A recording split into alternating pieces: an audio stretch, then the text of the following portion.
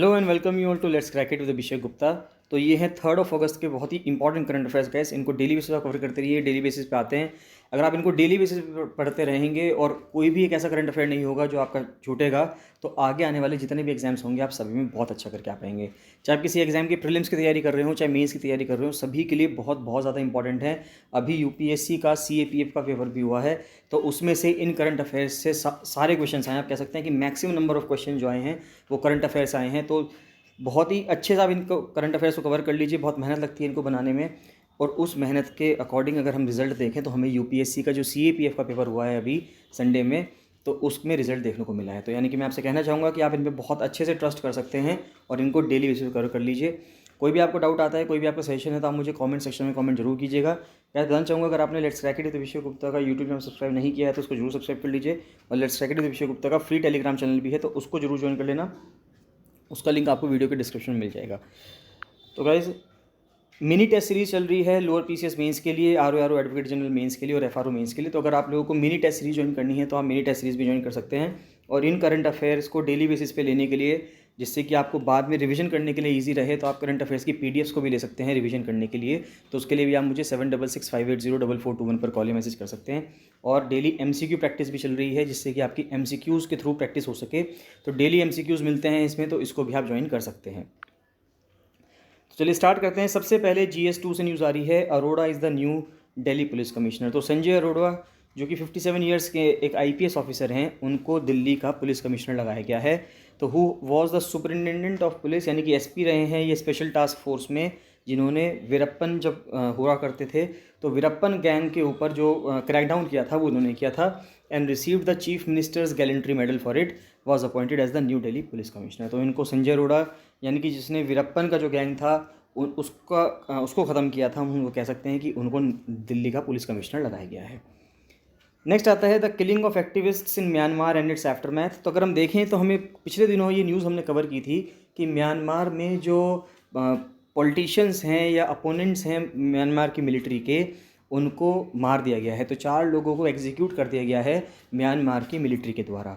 तो अब ये आ रहा है कि इसके बाद अब वहाँ पे क्या हो रहा है, क्या स्थिति है एक्टिविस्ट्स की वहाँ पे, उसको थोड़ा समझने की कोशिश करते हैं। तो 25 जुलाई को म्यांमार की जो जनता है, जनता का मतलब है यहाँ पे मिलिट्री है ना, JUNTA का मतलब होता है वहाँ की जो मिलिट्री सरकार है, उसके बारे में कहा जा रहा है कि म्यांमार जो जनता है एग्जीक्यूटेड 4 प्रो डेमोक्रेसी एक्टिविस्ट्स, यानी कि वो लोग जो प्रो डेमोक्रेसी हैं, यानी कि डेमोक्रेसी के साथ हैं, चाहते हैं कि देश के अंदर डेमोक्रेसी हो, लोकतंत्र हो, तो उन 4 लोगों को मार दिया गया है म्यांमार की मिलिट्री के द्वारा। तो what has happened since the coup in 2021। अब देखिए 1 फरवरी 2021 को म्यांमार में कू हो गया था, यानी कि तख्ता पलट हुआ था, यानी कि म्यांमार की जो इलेक्टेड सरकार थी उसको हटा दिया गया और वहाँ पे जो मिलिट्री सरकार थी वो वहाँ पे जमकर बैठ गई। द मिलिट्री, जिसको तैतमदो कहा जाता है म्यांमार के अंदर, seized power from the democratically elected National League of Democracy. तो जो म्यांमार की जो पार्टी थी जो पावर में थी उसका नाम था नेशनल लीग ऑफ डेमोक्रेसी, और जो मिलिट्री थी उसने पावरफुली, पावर के साथ यानी कि ताकत का इस्तेमाल करके उसको वहाँ से हटा दिया। The Janata led by senior general Min Aung Hlaing from the state administrative council. तो जो इस टाइम पे मिलिट्री के हेड है वहाँ पे जनरल मिन ऑन्ग हेलियांग, तो इन्होंने वहाँ पर एक स्टेट एडमिनिस्ट्रेटिव काउंसिल बनाई। Following the coup, Aung San Suu Kyi and several other leaders of the NLD were detained immediately and are still in detention। तो उसके बाद ही जैसे कू हुआ, यानी कि तख्ता पलट हुआ, तो जो आंग सान सूची हैं, जिनको नोबेल पीस प्राइज़ भी मिला है 1990s में, और उनके अलावा जो और भी लीडर्स थे NLD के, यानी कि जो नेशनल लीग ऑफ डेमोक्रेसी है, उनको तुरंत ही अरेस्ट कर लिया गया और आज भी वो अरेस्ट में ही हैं, यानी कि 1 साल से ऊपर हो चुका है उनको जेल में।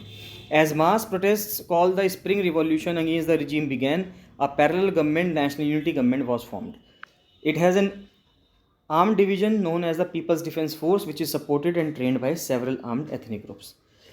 तो नेक्स्ट आता है 2 BSF personnel killed in anti UN protest in Congo. अब देखिए कॉन्गो के अंदर जो भारत की तरफ से जो सोल्जर्स हैं, जो पीस कीपिंग फोर्स के तहत वहाँ पे लगे हुए हैं, यूनाइटेड नेशंस की जो ब्लू हेलमेट्स होते हैं, जिनको यूनाइटेड नेशंस का पीस कीपिंग फोर्स कहा जाता है। उनका काम ये होता है कि अलग अलग देशों में जहाँ पर भी टर्मोइल चल रहा है, जहाँ पर भी दिक्कतें हैं, तो वहाँ पे वो यूनाइटेड नेशंस की तरफ से वो ट्रूप्स वहाँ पे जाती है। यूनाइटेड नेशंस की तरफ से जाती हैं, इसका मतलब ये है कि यूनाइटेड नेशंस सभी देशों से रिक्वेस्ट करता है कि कुछ कुछ ट्रूप्स वो वहाँ पे भेजें।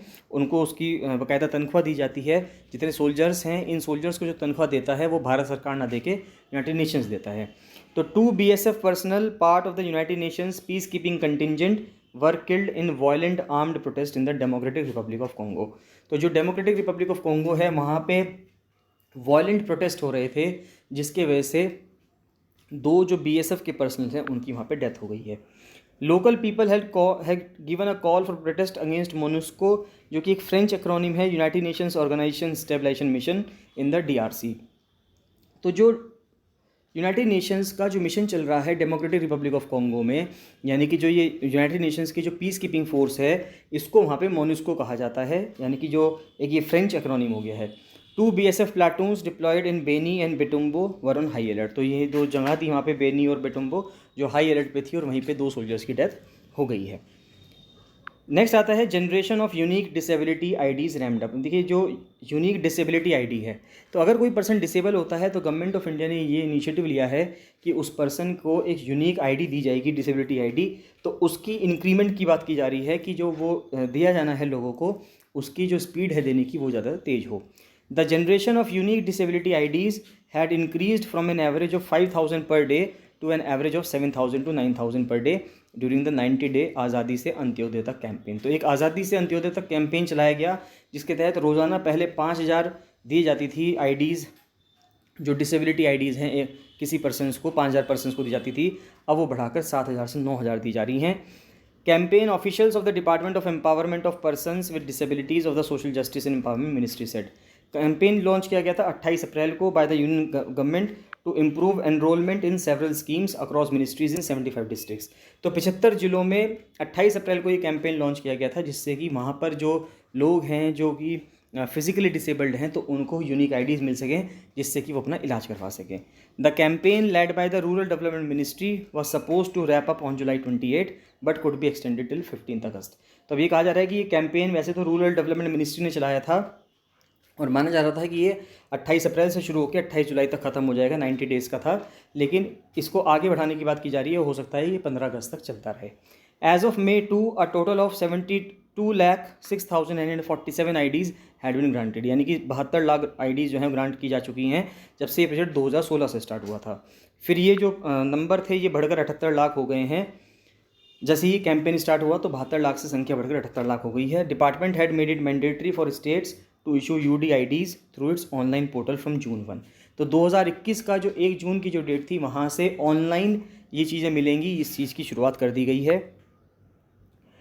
नेक्स्ट आता है Bangladesh seeks $4.5 billion IMF loan as reserve shrink.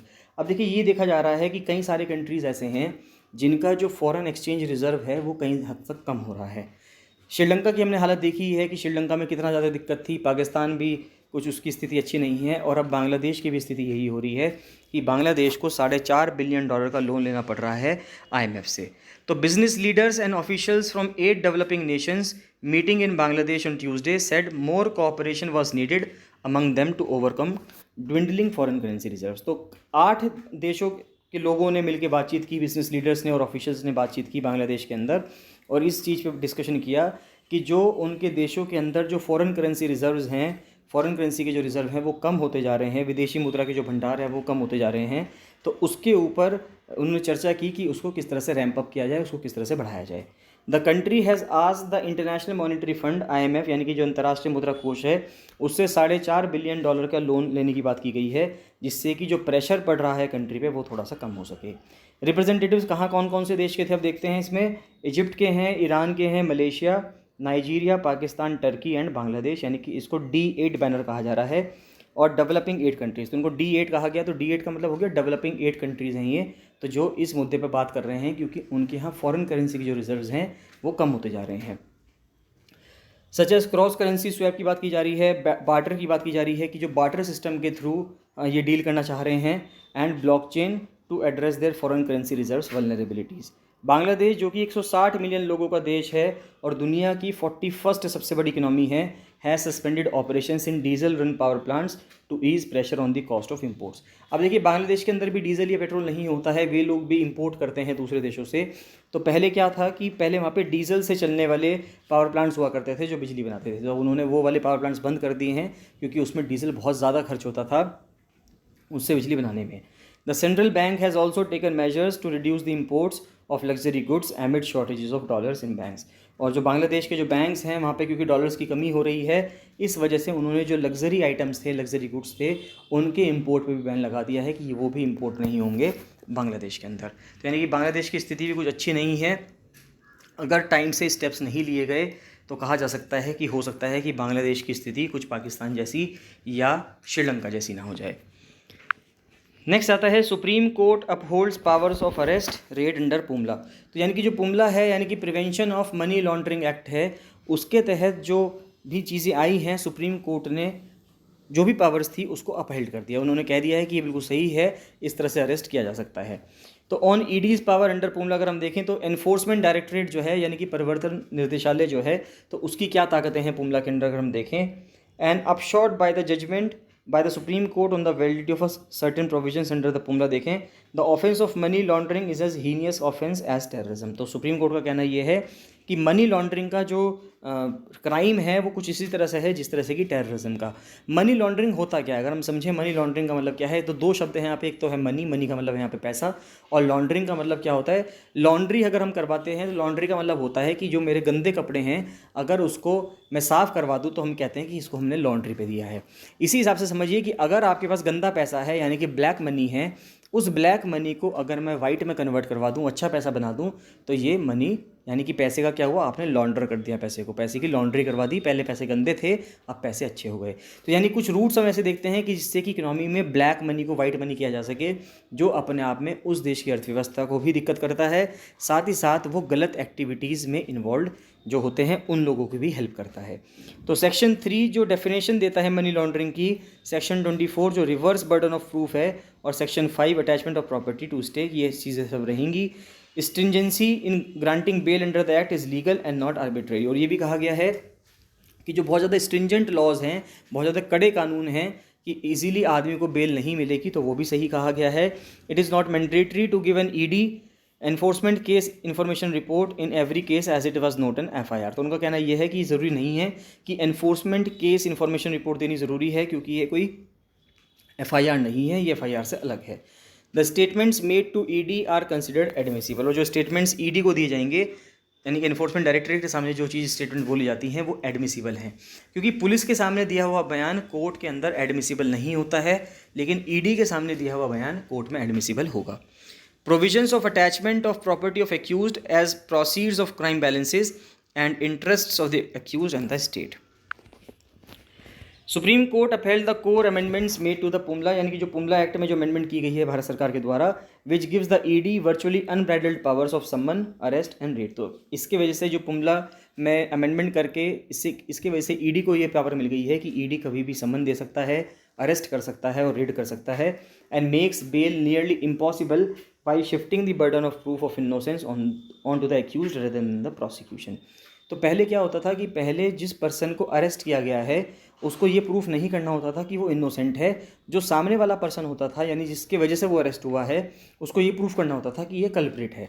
अब यहाँ पर अगर कोई पर्सन को अरेस्ट कर लिया जाता है तो ऑटोमेटिकली सरकार और कानून ये समझेगा कि वो कल्प्रिट है, उस पर्सन को खुद ये प्रूफ करना होगा कि वो पर्सन इनोसेंट है। यानी कि जो बर्डन ऑफ प्रूफ था, ये प्रूफ करने का जो बोझ था कि ये आदमी गलत है, अब वो उसी आदमी पे हो गया जिस आदमी को अरेस्ट किया गया है, और उसको ये कहा गया है कि भाई तुम ये प्रूफ करो कि तुम सही हो। तो अब देखिए, आप कह सकते हैं कि ये अपने आप में एक बहुत ही जटिल प्रोसेस है। The verdict came on an extensive challenge raised against the amendments introduced to the 2002 act by way of finance acts. 3 जज की बेंच थी, उन्होंने का कहना यह था कि जो मेथड था introduction of the amendment through money bill would be separately examine. अब देखिए क्या हुआ कि ये जो पुमला एक्ट के अंदर जितने भी अमेंडमेंट किए गए ये मनी बिल लाके कर दिए गए। मनी बिल लाके इसलिए कर दिए गए क्योंकि लोकसभा में तो प्रेजेंट गवर्नमेंट की बहुमत है, लेकिन राज्यसभा में नहीं हुआ करती थी। तो राज्यसभा कहीं इस चीज़ के ऊपर इसको अगर ये साधारण बिल बन के आता तो हो सकता था कि राज्यसभा इसको पास ना होने देती, लेकिन अगर ये मनी बिल बन के आया है तो मनी बिल के में राज्यसभा के पास कोई भी पावर नहीं होती। वो बस ज़्यादा से ज़्यादा 14 दिन तक उसको अपने पास रख सकता है। 14 दिन के बाद उसको वापस हाँ या ना कह के या कुछ भी ना कह के उसको लोकसभा को लौटाना होगा और लोकसभा उसे ऑटोमेटिकली पास मान लेगा राज्यसभा से। तो इस वजह से इस सरकार ने मनी बिल के रूप में उसको पेश किया, जबकि या फाइनेंस बिल के रूप में पेश किया, जबकि मनी बिल जैसा उसमें कोई प्रोविजन नहीं हो सकता है। सुप्रीम कोर्ट ने ये कहना है, सुप्रीम कोर्ट का इसमें, कि अब ये मनी बिल है या नहीं, ये एक ऑल टुगेदर डिफरेंट इशू है और इसके ऊपर एक कमेटी बिठा के जांच की जाएगी क्या ये मनी बिल है या नहीं है। Money laundering is an offence against the sovereignty and integrity of the country. तो सुप्रीम कोर्ट का कहना ये है कि जो मनी लॉन्ड्रिंग है ये देश की संप्रभुता और अखंडता के खिलाफ एक अपराध है। नेक्स्ट GS3 की न्यूज़ आ रही है कि स्पेक्ट्रम जो है वो 1.5 लाख करोड़ रुपए से ऊपर का हो गया है 6G और 5G ऑप्शन। और तेलंगाना में वापस से पैडी मिलिंग, ये जो कुछ दिनों पहले हमने डिस्कस किया था, जो पार बॉइल्ड राइस आता है तेलंगाना का, तो उसको बीच में जो केंद्र सरकार थी उसने खरीदने से मना कर दिया था। तो लेकिन अब वापस से कहा जा रहा है कि वापस से उसको सरकार के द्वारा खरीदा जाएगा, केंद्र सरकार के द्वारा, केंद्र सरकार का जो फूड कॉरपोरेशन ऑफ इंडिया है उसके द्वारा वापस से खरीदा जाएगा। तो curtains have come down on the fate of huge paddy stocks of 2 seasons, rabi 2020-21 का और खरीफ 2021-22 का, at 3300 rice mills in Telangana. Telangana की जो 3300 चावलों की जो मील है वहाँ पे 2 सीज़न से पड़ा हुआ है, वहाँ पे बहुत ज़्यादा स्टॉक हो चुका है चावलों का, क्योंकि सरकार ने उसको प्रोक्योर नहीं किया है। As the centre has permitted their custom milling and delivery to the Food Corporation of India by August 31। तो अब ये कह दिया गया है केंद्र सरकार के द्वारा कि 31 अगस्त तक फूड कॉर्पोरेशन ऑफ इंडिया के साथ, यानी कि FCI के साथ, आप अपना जो जितना भी आपका अनाज है या यहाँ पे चावल है, धान है, उसको आप प्रोक्योर करवा सकते हो फूड कॉर्पोरेशन ऑफ इंडिया को। State insisted that the centre procure parboiled rice because the targeted 67% of raw rice per quintal was difficult to yield due to high temperatures। तो ये कहा जा रहा है कि थोड़ी सी दिक्कत हो रही है टेम्परेचर ज़्यादा होने की वजह से, जो उपज है वो अच्छे से नहीं हो पा रही है। But the centre was reluctant to take the delivery as it had already excess stock. तो सेंटर जो था थोड़ा सा मना कर रहा था कि उसको नहीं चाहिए ये सब चावल वगैरह, क्योंकि उसके पास ऑलरेडी स्टॉक है। लेकिन अगर वो चावल नहीं लेगा तो इतना सारा चावल जो स्टॉक में तेलंगाना की सरकार के पास जो है वो काम नहीं आ पाएगा लोगों के। अगर वो FCI के पास चला जाएगा तो जिस रीजन में चावल की कमी है उस रीजन में FCI प्रोवाइड कर सकता है, तेलंगाना अकेला प्रोवाइड नहीं कर पाएगा। नेक्स्ट आता है power tariff revisions and the state of discom. Discom का मतलब है यहाँ पे डिस्ट्रीब्यूशन कंपनीज। अब देखिए, बिजली का वितरण या बिजली बनती किस तरह से है वो तो हमें सबको पता ही है कि वो डैम्स के थ्रू बनती है। डैम्स के थ्रू उसके नीचे जो पावर स्टेशन होता है वहाँ से बिजली बनती है। लेकिन अब यहाँ पे 2 चीज़ें हैं, यहाँ पे 2 अलग अलग लोग हैं जो बिजली को बनाते हैं और जो बिजली को सप्लाई करते हैं। पहले क्या होता था कि जो बिजली बनाता था वही बिजली सप्लाई करता था, लेकिन अब ये कर दिया गया है कि 1% तो बिजली बना रहा है। फॉर एग्जाम्पल अगर उत्तराखंड की बात करें तो उत्तराखंड में जो THDC है, टिहरी हाइड्रो डेवलपमेंट कॉरपोरेशन, तो जो THDC है वो तो बिजली बना रहा है, लेकिन जो UJVN है यानी कि उत्तराखंड जल विद्युत निगम लिमिटेड, वो बिजली को वितरण कर रहा है। या ये जो UPCL है, उत्तराखंड पावर कॉर्पोरेशन लिमिटेड, तो UPCL जो है वो बिजली का वितरण कर रहा है। तो इस तरह से सब जगहों पे देखा जाए तो डिस्ट्रीब्यूशन कंपनीज अलग हैं और पावर जनरेटर्स जो हैं, यानी कि जो पावर को बना रहे हैं, बिजली को बना रहे हैं, वो लोग अलग हैं। तो 13 जुलाई को Tamil Nadu generation and distribution corporation ने एक general retail power tariff revision petition को फाइल किया, जिसमें ये कहा गया with the Tamil Nadu electricity regulatory commission proposing to hike power tariffs by 10% to 35%। तो ये कहा जा रहा है कि जो तमिलनाडु का इलेक्ट्रिसिटी रेगुलेटरी कमीशन है वो ये प्रपोज कर रहा है कि पावर टैरिफ्स जो हैं, यानी कि जो बिजली के दाम हैं, प्रति यूनिट जो बिजली के दाम है वो 10% से 35% तक बढ़ाने की ज़रूरत है। Why has the tariff revision petition been filed by the power utility. अगर हम देखें, कई सारे फैक्टर्स हैं कि ऐसा क्या कारण रहा जिसकी वजह से वो पावर का जो टैरिफ्स है उनको बढ़ाने के लिए कह रहे हैं, विच इंक्लूड माउंटिंग लॉसेस। अब देखिए, बहुत ज़्यादा लॉस होता है बिजली के सेक्टर में, क्योंकि अभी भी लोग जो हैं इस चीज़ के प्रति संवेदनशील नहीं हैं। वो क्या करते हैं, वो कुछ कटुआ डाल देते हैं या कोई गलत तरीके से बिजली चला रहे हैं, यानी उनके घर में अगर ACs लगे हुए हैं तो वो खूब AC चला रहे हैं, लेकिन उसका बिजली का बिल नहीं भर रहे हैं। वो सारे दिन उनका AC चलता रहता है, सारी रात चलता रहता है AC, तो जो महीने का बिल उनका बहुत ज़्यादा आना चाहिए था, 8-10 हज़ार रुपये के आसपास आना चाहिए था, वो बिल उनका फिर भी 1000-1500 रुपये के आसपास ही आता है। Outstanding loans and the consequent increase in interest burden has compelled the TANGEDCO to file the petition even after joining the Ujjwal discom assurance Yojana. यानी कि जो भारत सरकार द्वारा उदय स्कीम चलाई गई थी, एक वो स्कीम थी जिसके वजह से ये कहा जाए कि इम्प्रूव करनी थी हमें health of state on electricity distribution companies, discom in January 2017। तो जनवरी 2017 में एक स्कीम चलाई गई थी, उदय स्कीम, गवर्नमेंट ऑफ इंडिया के द्वारा, जिसमें जो स्टेट की इलेक्ट्रिसिटी डिस्ट्रीब्यूशन कंपनीज हैं, जैसे उत्तराखंड में UPCL है, तो इनकी स्थितियों को सुधारा जा सके।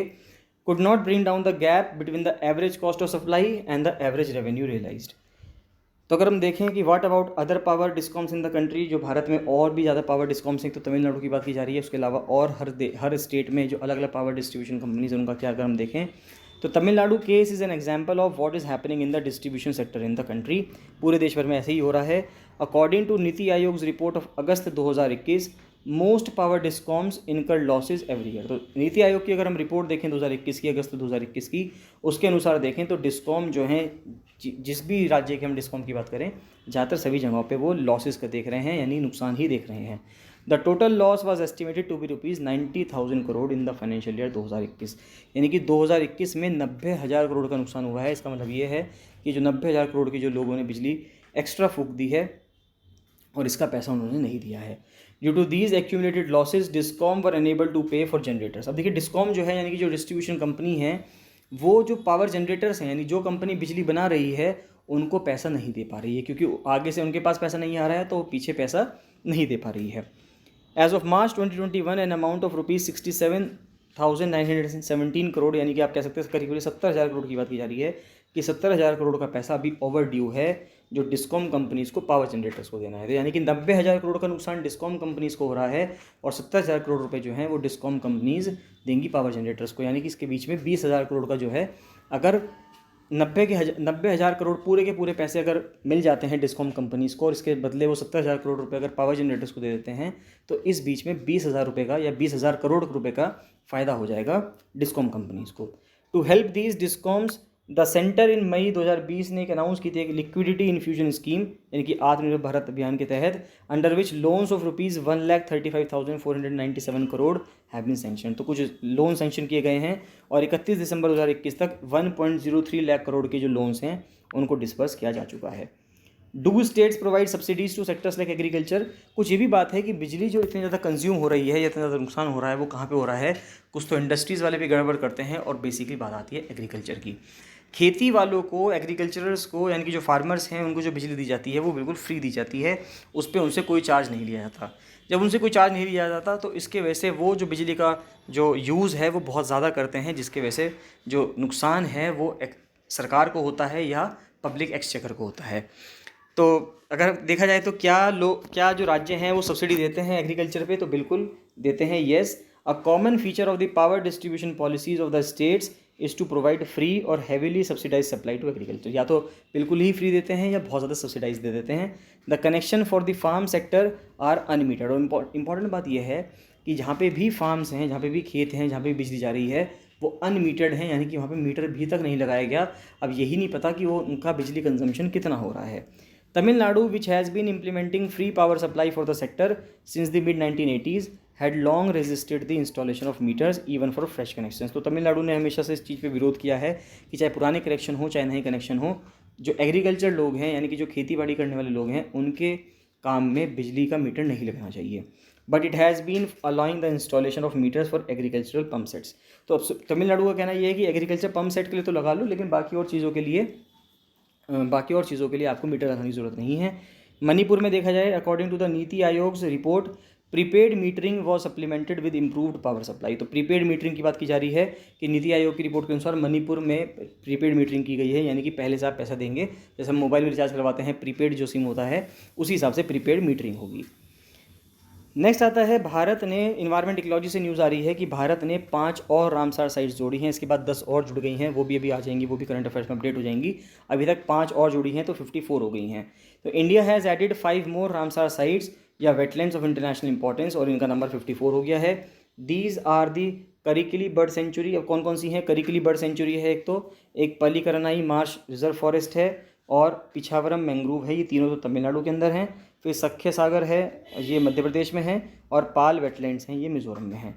तो भारत का जो रामसार वेटलैंड्स का जो एरिया है वो 11,000 स्क्वायर किलोमीटर में फैला हुआ है, यानी कि around 10% of the total wetland area in the country. तो भारत में जितने भी वेटलैंड्स हैं सबका जो 10% एरिया है वो करीब करीब रामसार साइट्स के अंदर आता है, अक्रॉस 18 स्टेट्स। तो 18 राज्यों के अंदर ये वेटलैंड्स फैले हुए हैं। No other South Asian country has as many sites though this has much to do with India geographical breadth and tropical diversity. अब देखिए सिंपल सी बात है, कोई भी जो साउथ एशियन कंट्री है उसमें इतने सारे वेटलैंड्स नहीं हैं। इंपॉर्टेंट बात यह है क्योंकि कोई साउथ इंडिया का जो कंट्री है, साउथ एशिया का जो कंट्री है वो इतना बड़ा है भी नहीं कि जिसके पास इतने सारे वेटलैंड्स हो सकें।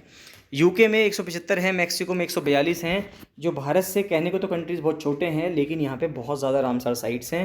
Where as Bolivia spans the largest area with 1,48,000 square kilometre under the convention protection. तो वैसे तो सबसे ज़्यादा नंबर ऑफ रामसार साइट्स कहाँ पे मिलेंगी आपको? यूके में मिलेंगी 175 और मैक्सिको में मिलेंगी 142। लेकिन अगर ये बात की जाए कि जो सबसे ज़्यादा एरिया है वो किस कंट्री के अंदर आता है, तो वो सबसे ज़्यादा एरिया बोलीविया के अंदर आता है, अंडर दी रामसार साइट्स। फिर आता है being designated a Ramsar site does not necessary invite extra international funds. अब देखिए, अगर किसी साइट को रामसार साइट कहा जाता है तो इसका मतलब ये नहीं है कि उसको कोई एक्स्ट्रा फंड मिलेगा। बस ये है कि रामसार साइट कहने से एक तो उसकी जो पोटेंशियल था, टूरिज्म पोटेंशियल था, एक तो इसका वो बढ़ जाएगा और लोगों का जो इंटरेस्ट है थोड़ा सा उसमें वो बढ़ जाएगा।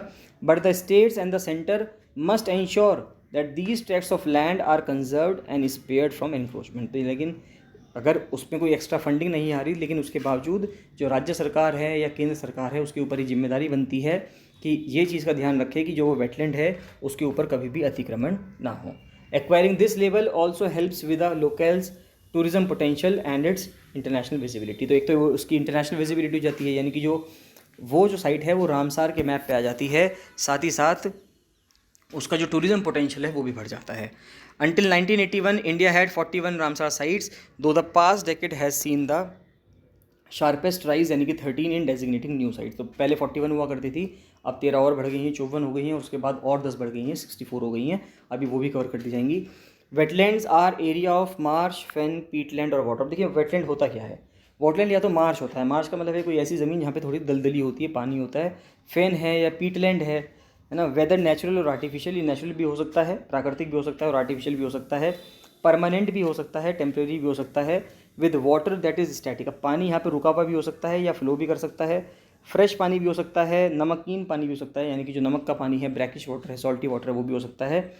फिर मरीन पानी भी हो सकता है, और जहाँ पर टाइड 6 मीटर से ऊंची ना आती हो, डज नॉट एक्सीड 6 मीटर्स, उन सभी एरियाज़ को हम क्या कहते हैं?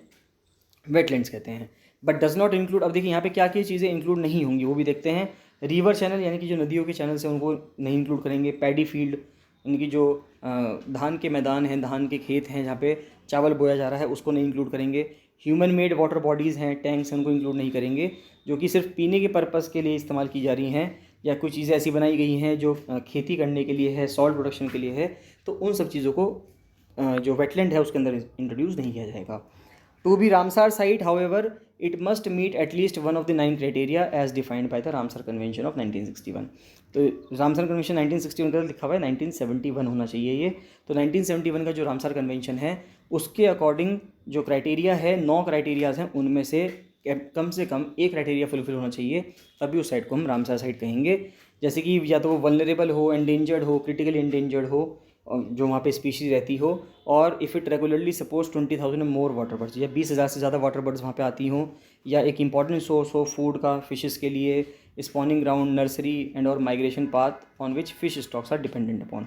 या फिर ऐसा रास्ता भी हो सकता है वो कि जो नदी का रास्ता है, यानी कि नदी वहाँ से बहती हो फॉर एग्जाम्पल, और वो मछलियों के लिए बहुत ज़्यादा इंपॉर्टेंट हो, यानी कि उसकी एक इकोलॉजिकल सिग्निफिकेंस होनी चाहिए, यानी कि जो पारिस्थितिकी तंत्र है, बायोडाइवर्सिटी है, उसके में उसका बहुत ज़्यादा इंपॉर्टेंट रोल होना चाहिए, तभी उस साइट को हम वेटलैंड बोलेंगे। National wetland inventory and assessment compiled by the ISRO estimates India's wetlands to span around 1,52,600 square kilometres. तो जो नेशनल वेटलैंड इन्वेंट्री है, अब देखिए वेटलैंड ज़रूरी नहीं है कि हर वेटलैंड रामसर साइट हो, लेकिन हर रामसर साइट वेटलैंड ज़रूर होगी, ये हम कह सकते हैं।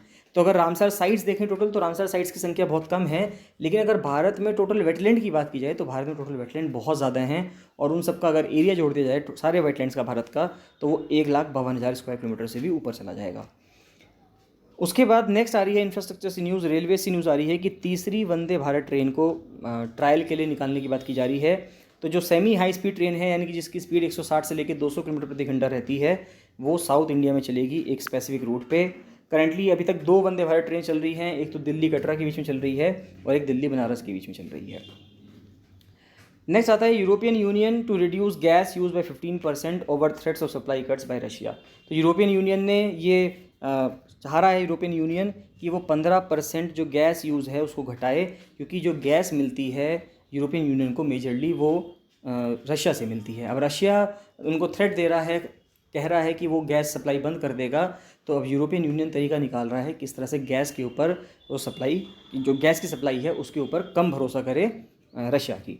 तो European Union member countries agreed to lower their natural gas use by 15% between August and March, यानी कि अगस्त 2022 से मार्च 2023 के बीच में 15% कम यूज़ करने की बात की जा रही है। यानी कि अगर कोई कंट्री 100 किलो खर्च करता है गैस, तो वो 100 किलो ना खर्च करके 85 किलो खर्च करे। Russian gas company Gazprom said it would cut supplies via the Nord Stream 1 pipeline to a fifth of capacity. तो ये कहा जा रहा है कि जो रशियन गैस कंपनी है गैसप्रॉम, उसने कहा है कि वो सप्लाई को कट कर देगा नॉर्ड स्ट्रीम से। देखिए नॉर्ड स्ट्रीम एक गैस पाइपलाइन है जो बेसिकली रशिया से जर्मनी के बीच में चलती है, और ये मेजरली यूरोपियन यूनियन को गैस प्रोवाइड करती है। तो उसकी जो कैपेसिटी है उसकी 1/5 जो है, यानी कि 20% काट करने की बात की जा रही है कि 20% गैस सप्लाई कम करेगा Russia, as tensions continue to be high between Russia and the European Union. क्योंकि रशिया के बीच में और यूरोपियन यूनियन के बीच में जो टेंशंस हैं युद्ध के वजह से, क्योंकि रशिया ने जब यूक्रेन पे युद्ध किया उसके वजह से यूरोपियन यूनियन नाराज़ है रशिया से। तो रशिया का कहना ये है कि हम भी गैस नहीं देंगे, तो यूरोपियन यूनियन का कहना ये है कि हम भी तुम्हारे बिना रह लेंगे। नेक्स्ट आता है IMF cuts outlook for global growth, flags recession risk. अब देखिए IMF का कहना ये है कि जो विश्व है वो रिसेशन की तरफ जा रहा है, और जो आर्थिक स्थिति है सभी कंट्रीज़ की वो कमज़ोर होती जा रही है। तो सर्जिंग इन्फ्लेशन, यानी कि मुद्रास्फीति तरफ बढ़ता जा रहा है, महंगाई बढ़ती जा रही है, and sharp slow down in the United States and China prompted the IMF to cut its outlook for the global economy. और क्योंकि यूएस की मार्केट में और चाइना की मार्केट में बहुत ज़्यादा गिरावट देखी गई है, तो इस वजह से IMF का कहना यह है कि जो ग्लोबल इकोनॉमी है इस साल में और अगले साल में वो बहुत ज़्यादा गिरेगी, while warning Tuesday that the situation would get much worse. और ये भी हो सकता है कि जो सिचुएशन है, जो स्थिति है, वो और भी ज़्यादा दिक्कत वाली हो जाए। International Monetary Fund cut the 2022 global GDP estimate to 3.2%। तो 3.2% तक लिया है 2022 का जो GDP है, ये GDP ग्रोथ जो होगी पूरी दुनिया की वो 3.2% के हिसाब से होगी। Fund also cut India's growth outlook by 0.8 percentage point to 7.4% for physical year 2022। तो भारत की स्थिति 7.4% के हिसाब से बताई है कि भारत का जो GDP इंक्रीमेंट होगा वो सिर्फ 7.4% के हिसाब से होगा। इंडिया की 7.4% GDP ग्रोथ वो अपने आप में दुनिया की सेकंड हाईएस्ट है, क्योंकि इससे ऊपर सऊदी अरेबिया की IMF के अकॉर्डिंग 7.6% के हिसाब से सऊदी अरेबिया ग्रो करेगा, तो भारत 7.4% के हिसाब से करेगा। पहले 2021 में GDP ग्रोथ 8.7 बताया गया था, लेकिन इसको घटा घटा के अब ये कह रहा है IMF कि भारत की स्थिति 6.1% तक रह जाएगी 2023 तक। नेक्स्ट आता है होम मिनिस्ट्री ने क्लियर कर दिया है विल्सन को एज एयर इंडिया CEO। तो एयर इंडिया के जो CEO हैं, यानी कि चीफ एग्जीक्यूटिव ऑफिसर हैं, तो उसको जो MD है, CEO और MD हैं, उनको कैंपबेल विल्सन को बना दिया गया है। ये जो मिनिस्ट्री ऑफ होम अफेयर्स है उन्होंने उसको परमिशन दे दी है। The decision will pave the way for mister Wilson to formally take charge at Air India. Mister Wilson जो हैं वो अपने आप में एक न्यूजीलैंडर हैं, यानी कि न्यूजीलैंड से बिलोंग करते हैं। टाटा सन्स ने अनाउंस किया था कि mister Wilson appointment to the top position on May 12, और mister Wilson was chosen for the role after Tata Sons first choice former Turkish Airlines chairman Ilker Ayci turn down. अब देखिए इससे पहले जो इल्कर ऐसी थे, एक जो टर्किश एयरलाइंस के चेयरमैन हुआ करते थे, उन्होंने जब मना कर दिया कि वो चेयरमैन नहीं बनेंगे, तो उसके बाद जो कैंपबेल विल्सन है उनको चुना गया टाटा सन्स के द्वारा। नेक्स्ट आता है ECGC raises risk cover for small exporters. जो ECGC है, यानी कि एक्सपोर्टर्स क्रेडिट गारंटी कॉरपोरेशन है, जो एक्सपोर्टर्स को क्रेडिट की यानी कि पैसे की गारंटी देता है, वो जो कॉरपोरेशन है उनका कहना ये है कि स्मॉल एक्सपोर्टर्स के लिए, जो छोटे छोटे निर्यातक हैं, उनके लिए रिस्क कवर को बढ़ाने की बात की जा रही है। तो ECGC has introduced a scheme to provide enhanced export credit risk insurance cover to the extent of 90% to support small exporters, यानी कि 90% तक। यानी कि अगर कोई छोटे एक्सपोर्टर ने, कोई छोटे निर्यातक ने कोई सामान एक्सपोर्ट करा और उसके पैसे विदेश से नहीं आए या कुछ दिक्कत हो गई, तो 90% तक पैसे जो हैं वो ECGC देगा। Earlier the cover available was about 70%। पहले 70% तक पैसे दिया करता था वापस, अब इसको बढ़ाकर 90% कर दिया गया है। इस रिगार्ड में देखा जाए, it has signed up state bank of India under the export credit insurance. तो इस इंश्योरेंस के लिए SBI को लाया गया है बीच में, for banks whole turnover packaging and credit and post shipment. तो SBI has agree to provide export credit at repo rate plus 1.3%। तो रेपो रेट में अगर हम 1.3% जोड़ देंगे, उस हिसाब से SBI ने कहा है कि वो एक्सपोर्ट का जो क्रेडिट है वो प्रोवाइड करेगा। नेक्स्ट आता है कारगिल विजय दिवस की बात की जा रही है कि जो कारगिल विजय दिवस था वो 26 जुलाई को मनाया जा रहा था। तो उसके अकॉर्डिंग देखा जाए कुछ डिफेंस से रिलेटेड सवाल हैं, उनके आंसर्स देखते हैं एक बार। कि 6 जुलाई को जो सब सेक्टर वेस्ट है of the Siachen glacier witnessed a Gallant action led by a young force. तो 6 जुलाई को बहुत ज़्यादा युद्ध हुआ एक सियाचिन ग्लेशियर के ऊपर। This sector was later renamed in honour of this officer who was posthumously, यानी कि मरणोपरांत उनको वीर चक्र दिया गया। तो उनका ऑफिसर का नाम क्या था? उनका नाम था कैप्टन हनीफुद्दीन। ये वीर चक्र है इनको जो मिला है। नेक्स्ट आता है परम वीर चक्र अवॉर्डी हैं captain Vikram Batra, used which code name as his radio call during operation Vijay. तो जो ऑपरेशन विजय चलाया गया था, जो नाम था, जो उनकी बायोपिक रिलीज़ की गई 2021 में, उसमें भी फेमस हुआ, उसका नाम था शेरशाह। तो उनको शेरशाह कहा गया उस दौरान विक्रम बत्रा जिस टाइम पे कारगिल का युद्ध लड़ रहे थे। Who was awarded the Paramveer Chakra posthumously for displaying bravery of the highest order at Zubar top of the Khalubar hills in the Batalik sector of Kargil. तो कारगिल के दौरान 99 में जब कारगिल में बटालिक सेक्टर में जब युद्ध हो रहा था उस टाइम पे इंडिया और पाकिस्तान के बीच में, तो उस टाइम पे जो बहुत ज़्यादा बहादुरी का जो प्रदर्शन किया और उनको परमवीर चक्र भी दिया गया मरणोपरांत, वो थे कैप्टन मनोज पांडे। फिर आता है what code name was assigned to the Indian Air Force operation in acting jointly with the Indian Army during the 1999 Kargil war. तो जिस टाइम पे 99 में कारगिल वॉर चल रहा था और आर्मी उसमें बिजी थी, उस टाइम पे इंडियन एयरफोर्स ने एक ऑपरेशन चलाया था। तो उस इंडियन एयरफोर्स के ऑपरेशन का नाम क्या था? उसका नाम था ऑपरेशन सफ़ेद सागर। Who at the age of 19 became the youngest recipient of the Paramvir चक्र for his actions during operation Vijay. तो ऑपरेशन विजय के दौरान, यानी कि जो कारगिल युद्ध चल रहा था उस दौरान 19 साल की उम्र के एक यंगेस्ट रेसिपिएंट था जिनको परमवीर चक्र मिले थे। तो वो कौन थे? वो हैं ग्रेनेडियर, या उनको सूबेदार कहा गया बाद में, और मेजर की रैंक दी गई उनको योगेंद्र यादव। फिर द टाइगर ऑफ द्रास एक टाइटल दिया गया, is the biography of which armed forces officer who was posthumously awarded the Mahavir Chakra for his action during operation Vijay. तो ऑपरेशन विजय के दौरान उनको महावीर चक्र का पोस्टह्यूमसली मरणोपरांत उनको ये अवार्ड दिया गया और टाइगर ऑफ द्रास उनका नाम दिया गया। तो वो या जो उनकी जो बायोग्राफी लिखी गई वो टाइगर ऑफ द्रास के नाम से लिखी गई, उनका नाम था कैप्टन अनुज नायर। फिर during operation Vijay captain Sachin Nimbalkar successfully led a team to capture which feature in the Dras sector from the east in a multi-pronged attack on the night of 3 to 4 July 1999। तो 3-4 जुलाई की रात में जो युद्ध हुआ वो टाइगर हिल टॉप पे हुआ और टाइगर हिल को कब्जा कर लिया भारत की सेना ने।